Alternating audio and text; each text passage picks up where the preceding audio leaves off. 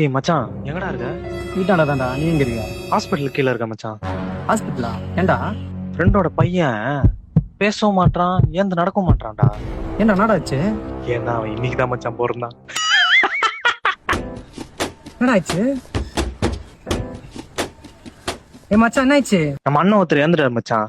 அவர் கிட்னியை டொனேட் பண்ண சொல்லி லெட்டர் எல்லாம் எழுதி வச்சுட்டு போயிருக்காரு. நான் ஹாஸ்பிட்டல்ல சொல்றேன், அந்த டாக்டர் எடுத்துக்க மாட்டான்டா. ஏன்ட்ட சண்டைக்கு வரான்டா. அதெல்லாம் எடுத்துப்பாங்களேடா, ஏன் எடுத்துக்க மாட்டாங்க? ஏன்னா அவரு செத்ததே கிட்னி ஃபெயிலியர்லயா மச்சான். இருக்கியாடா? மச்சான், நீ ஸ்கூல் படிக்கும் போது இந்த மாதிரி ஜோக் பண்ண ஸ்டார்ட் பண்ணடா. அப்பெல்லாம் ஜோக்னு சொன்னாலே சிரிப்போம், அதனால உன் ஜோக் சிரிச்சோம்.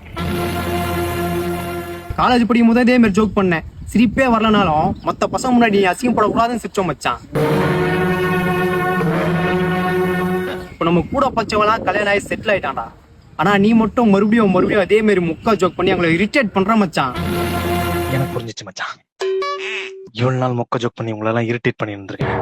இனிமே நல்ல ஜோக்கா பண்ணி உங்களெல்லாம் சிரிக்க வைக்கிறேன் மச்சான், இப்ப பண்ண பிறகுதான் நல்ல ஜோக்கு.